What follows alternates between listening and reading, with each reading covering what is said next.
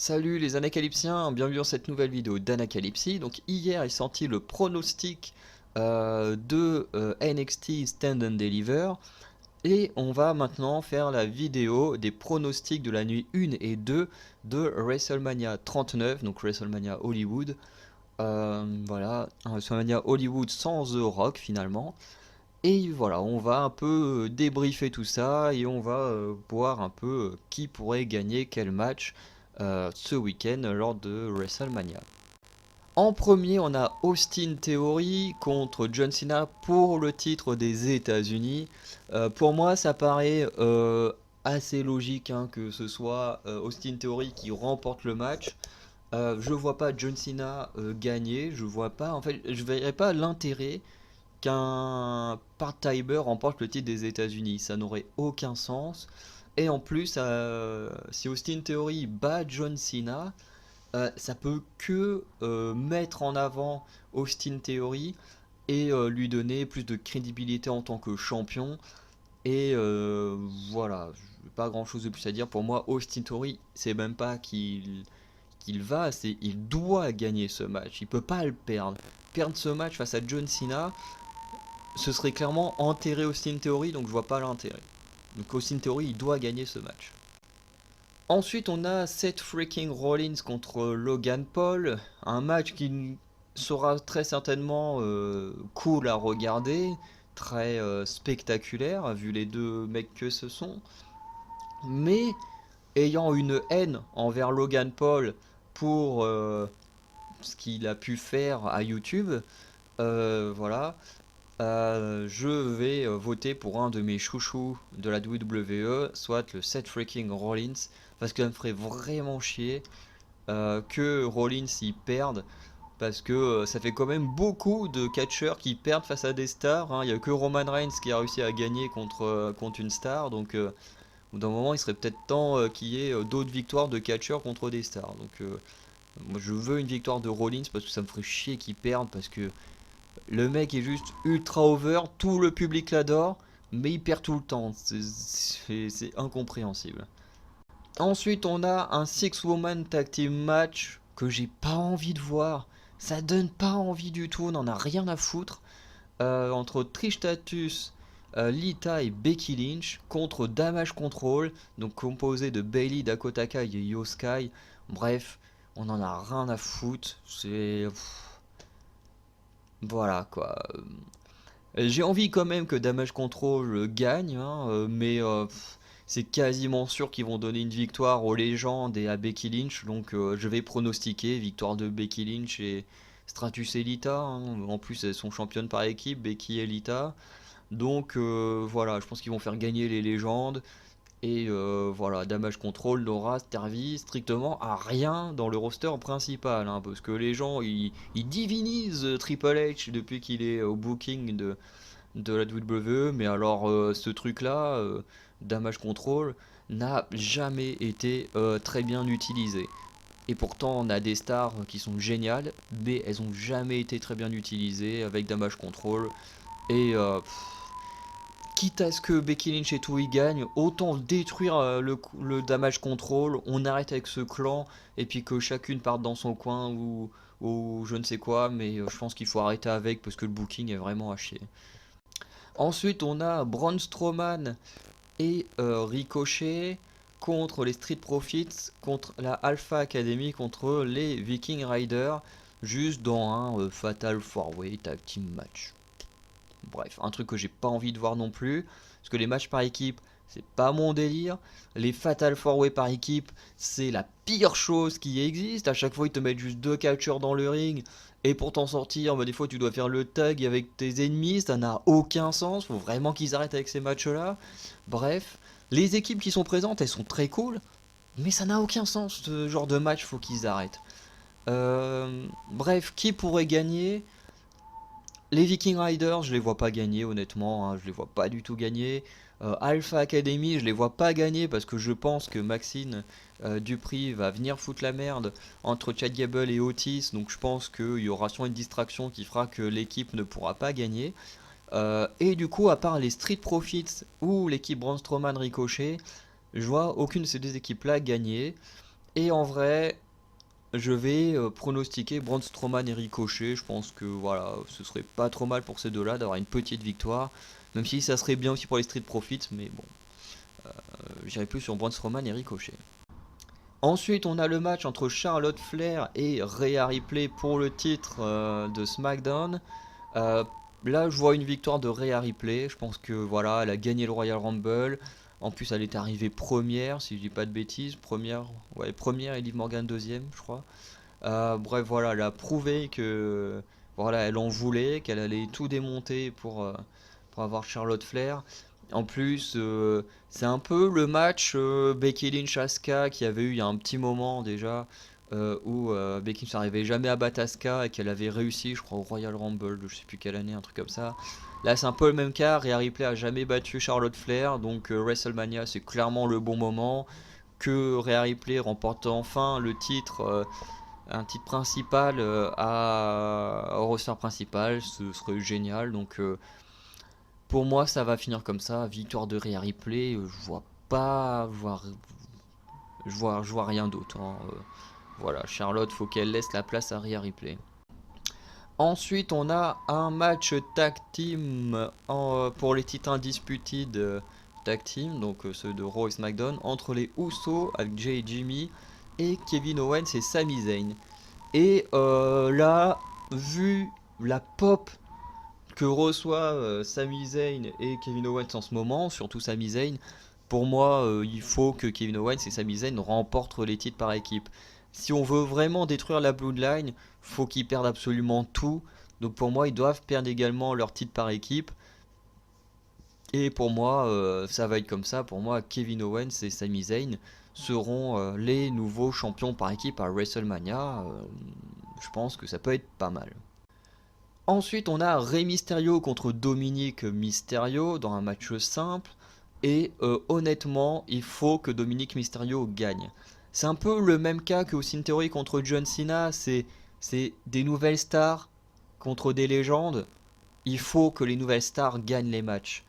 Mais même si c'est Dominic Mysterio, que voilà, il est hué par la foule, il faut qu'il gagne, il faut qu'il batte son père, il faut qu'il prouve qu'il a plus besoin de son père pour réussir dans le catch. Le battre, c'est la meilleure des choses qui puisse se faire. Surtout que Rey Mysterio, on sent qu'il va prendre bientôt sa retraite. Dominic Mysterio va s'envoler tout seul. Et si on veut que Dominic s'envole tout seul correctement, il faut absolument qu'il batte son père. Il peut pas perdre contre son père, il faut pas qu'il perde contre son père. Pour moi, Dominic Mysterio, il doit gagner ce match, comme Austin Theory doit gagner son match. C'est obligé si on veut garder ces personnes-là over auprès du public, auprès des spectateurs. Enfin, pour moi, c'est obligé. Ensuite, on a un triple threat match pour le titre intercontinental entre Gunther, Sheamus et Drew McIntyre. Alors, c'est marrant parce que c'est un match qui a l'air d'enchanter la plupart des youtubeurs, alors que moi, c'est un match que j'ai pas du tout envie de voir. En fait, c'est surtout que ce sont des styles de catch que j'aime pas et du coup, ça me donne pas envie. Pourtant, ils sont tous très cool, hein, ces trois-là, mais c'est pas du tout mon délire de catch. Je m'ennuie devant leur match à eux, donc j'ai pas envie de voir ça. Et en plus, honnêtement, je vois pas Gunther perdre les titres face à Sheamus et McIntyre qui ont déjà beaucoup d'expérience. Et je pense que pas mal de nouvelles stars, hein, de jeunes stars, entre guillemets, vont remporter des matchs. Donc pour moi, Gunther doit remporter son match. Ensuite, on a un Hell in a Cell match entre Edge et le démon Finn Balor. Perso, j'irai plus sur une victoire de Finn Balor. Des deux côtés, il y a eu des victoires, des défaites. Le dernier match, ça a été une victoire de Edge et Beth Phoenix sur Balor et Rhea Ripley. Donc ce serait bien pour conclure la rivalité, pareil que Finn Balor l'emporte pour rester over. Et surtout parce que lui il est là tout le temps. Il est là tout le temps, donc il mérite d'être plus mis en avant. Il mérite de partir à nouveau vers un titre, hein. Pour moi, Finn Balor il fait partie de ces mecs qui méritent un titre, qui a le charisme qu'il faut pour avoir un titre. Edge, je l'adore, mais il est quasiment plus là. Il est là une fois de temps en temps. Et voilà, j'ai pas spécialement du coup envie qu'il gagne alors qu'il est pas spécialement là. Euh, mais bon, et puis bon, je trouve que cette rivalité Judgment Day Edge dure depuis beaucoup trop longtemps. Donc voilà, Finn Balor enterre Edge, enfin enterre-le, renvoie-le à la retraite et puis c'est bon. Ensuite, un des autres matchs les moins intéressants du monde, le Fatal 4-Way Tag Team Match féminin. Et ouais, parce que on va s'en taper un chaque soir, on va s'éclater. Ouais.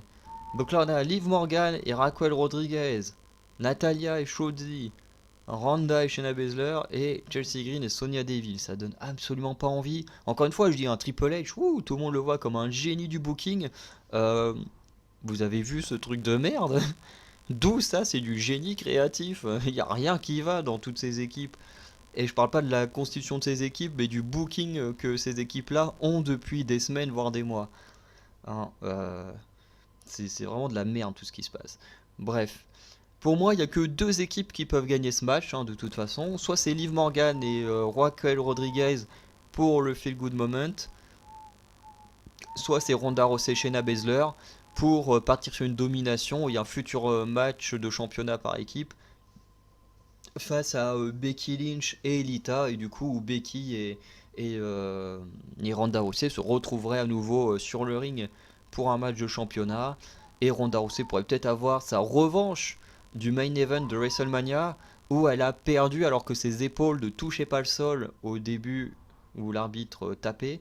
Donc moi j'irais sur un Ronda Rousey Shayna Baszler, hein, on va partir là-dessus.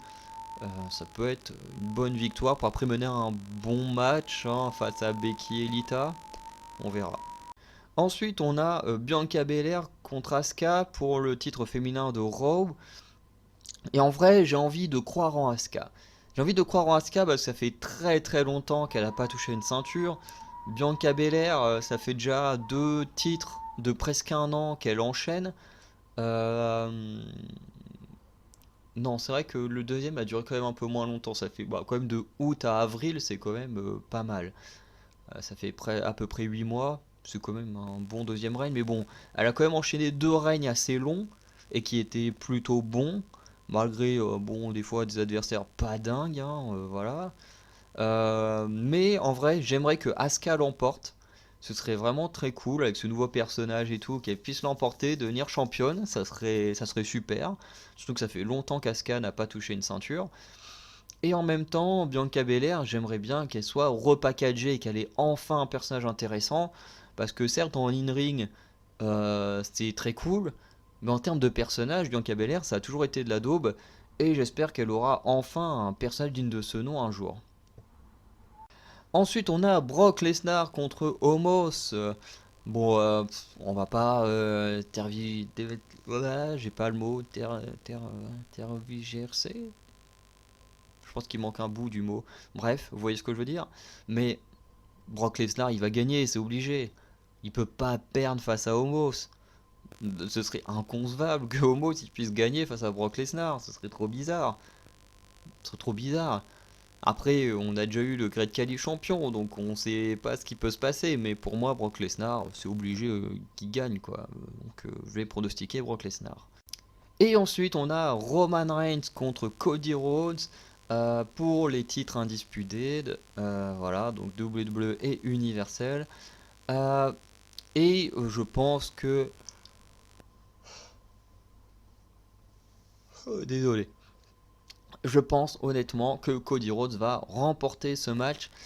Cody Rhodes, il a tout ce qu'il faut aujourd'hui pour gagner. Il a le soutien du public. Il a battu Solo Sikoa, qui était invaincu. Donc je pense que Cody Rhodes, voilà, il a ce qu'il faut pour gagner. J'ai pas spécialement envie qu'il gagne parce que perso, Cody Rhodes, bah je l'aime pas plus que ça. Certes, c'est un bon catcheur, mais je suis pas un fan de Cody Rhodes. Donc s'il gagne, je serais content pour lui parce que ben vu comment il avait été traité dans les années 2000, fin 2000, début 2010, ce serait la belle histoire qui puisse l'emporter, l'histoire pour son père qui n'a jamais eu le titre principal de la WWE, enfin sûrement de WWF à l'époque. Mais en même temps, voilà, je serais content pour tout ça, mais pas spécialement content parce que je suis fan, c'est plus pour la belle histoire que je serais content. Après Roman Reigns, je sais plus c'est qui dans ses pronostics, qui a eu une réflexion assez intéressante, hein, c'est que on est à WrestleMania Hollywood, Roman Reigns on sait tous qu'il veut partir faire du cinéma, donc quel meilleur endroit que Hollywood pour lui faire perdre ses titres et plus ou moins l'envoyer en part-timer légende, plus ou moins à la retraite, voilà, à Hollywood. Je pense que pour moi, Cody Rhodes il va remporter ce match. Donc voilà pour les pronostics de WrestleMania, donc qui ont été un peu plus courts que ceux de NXT Stand and Deliver, même s'il y a moins de matchs à Stand and Deliver, mais où je connais mieux les storylines et tout. Contrairement à ici où j'ai tout par rapport à des reviews. Bref. Je fais comme pour Stand Deliver un petit récap de mes pronostics. Et on conclut la vidéo. Alors pour moi, victoire lors de la nuit 1 de Austin Theory, Seth freaking Rollins, Becky Lynch, Trish Stratus et Lita, Braun Strowman, Ricochet, Rhea Ripley, Kevin Owens et Sami Zayn et Dominic Mysterio pour la nuit 1. Pour la nuit 2, en victoire, je mets Gunther, The Demon Finn Balor, Ronda Rousey, Shayna Baszler, Asuka, Brock Lesnar et Cody Rhodes. Voilà, même si un gros fan de Roman Reigns, je pronostique Cody Rhodes parce que c'est vraiment le bon moment pour le faire. Donc, on va arrêter la vidéo là. N'hésitez pas à me donner vos pronostics à vous, même si WrestleMania la nuit 1 et Stand and Deliver sont ce soir. Et sinon, n'hésitez pas à regarder l'onglet communauté le dimanche où je mets la liste des vidéos sorties durant la semaine. Et sinon, on se dit à très bientôt. Passez une bonne journée, bonne soirée. Ciao les Anakelipsiens.